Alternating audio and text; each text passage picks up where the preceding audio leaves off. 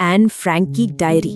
ये सिर्फ कोई इतिहास की किताब नहीं है, ये तो एक टीनेजर के ब्रिलियंट माइंड में झांकने का एक जरिया है। तो आज हम ये देखने वाले हैं कि कैसे उसने अपनी समझदारी और क्रिएटिविटी से एक मुश्किल हालात को भी अपनी जीत में बदल दिया। एन फ्रैंक का ये कहना कि कागज में लोगों से ज्यादा सब्र होता है, ये सिर्फ एक लाइन नहीं है। असल में ये लाइन हमें सीधा उसके दिल की गहराई में ले जाती है, उस अकेलेपन तक जिसकी वजह से ही उसकी ये फेमस डायरी लिखी गई। सोचने वाली बात है ना? एक 13 साल की लड़की जिसके करीब 30 दोस्त हों, उसे ऐसा क्यों लगेगा? मतलब इतने लोगों के बीच भी अकेलापन? यही वो सवाल है जो हमें इस कहानी की जड़ तक ले जाएगा।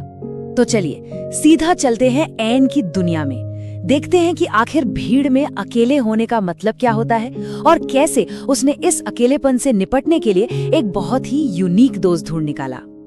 देखिए, ऊपर से देखे तो एन की दुनिया एकदम परफेक्ट लगती थी। एक लविंग फैमिली थी, एक बड़ी बहन थी और जैसा कि कहा, करीब 30 लोग थे जिन्हें वो अपना दोस्त कह सकती थी।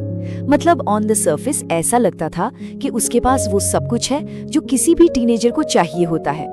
लेकिन जो बाहर से दिखता है और जो अंदर महसूस होता है, उसमें जमीन आसमान का फर्क था।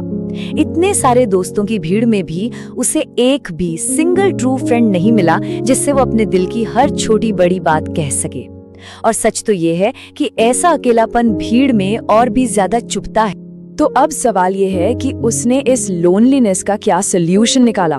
बड़ा ही कमाल का, उसने अपनी डायरी को ही अपना दोस्त बना लिया। उसे एक नाम दिया, किटी। अपनी फीलिंग्स को बाहर निकालने का इससे ज्यादा क्रिएटिव तरीका और क्या हो सकता था? और यहीं पर हम वापस उस पहली बात पर आते हैं, कागज में सब्र क्यों होता है?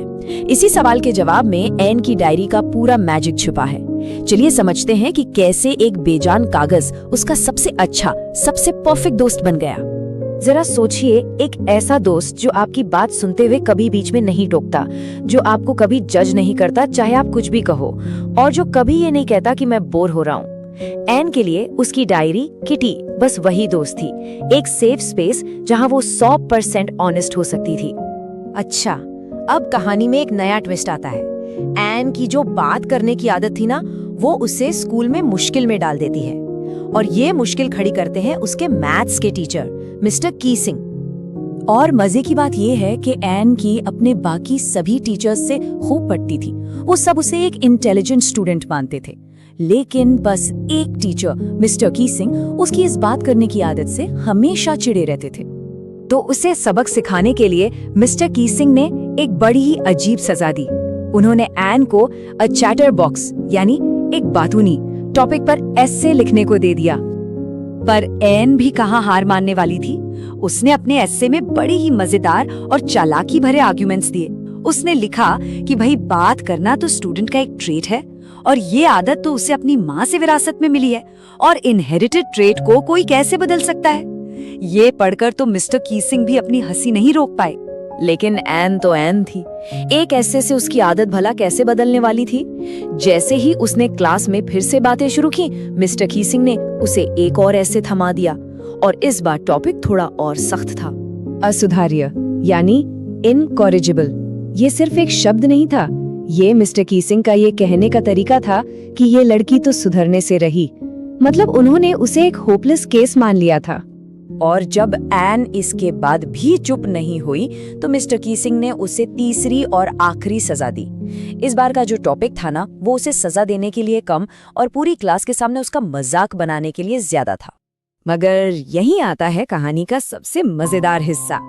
एन ने इस मजाक का जवाब ऐसे दिया कि ये उसकी सबसे बड़ी जीत बन गई। चलिए देखते हैं उसने ऐसा क्या किया। ये था एन का मास्टर स्ट्रोक।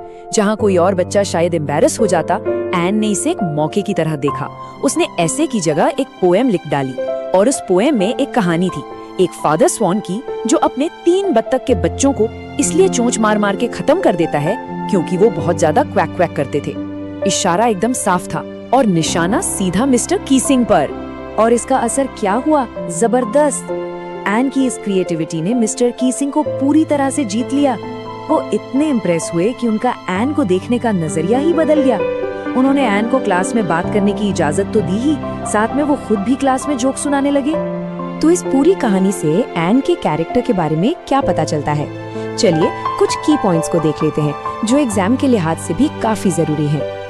तो एन सिर्फ बातूनी नहीं थी, वो विटी और इंटेलिजेंट थी, जिसने अपने आर्ग्यूमेंट से अपनी बात सही साबित की। वो ह्यूमरस थी, जिसने एक चिढ़े हुए टीचर को भी हंसा दिया। और सबसे बड़ी बात, वो क्रिएटिव थी, जिसने एक सजा को आर्ट में बदल दिया। चुनौतियों को इस तरह से हैंडल करना ही उसकी सबसे बड़ी स्ट्रेंथ थी। और हाँ, ये समझना भी जरूरी है कि मिस्टर कीसिंग कोई बुरे इंसान या क्रूल टीचर नहीं थे। वो बस थोड़े ओल्ड फैशन्ड और स्ट्रिक्ट थे। पर अच्छी बात ये थी कि जब उन्होंने एन की क्रिएटिविटी और इंटेलिजेंस देखी तो वो उससे इम्प्रेस होने के लिए भी तैयार थे। और आखिर में ये कहानी हमें एक बहुत ही दिलचस्प सवाल के साथ छोड़ जाती है। एन ने रूल्स को तोड़ा है ना, लेकिन उसने अपनी क्रिएटिविटी से एक बेहतर सॉल्यूशन ढूंढ निकाला। तो क्या कभी-कभी रूल्स को चैलेंज करना ही सबसे क्रिएटिव सॉल्यूशन होता है?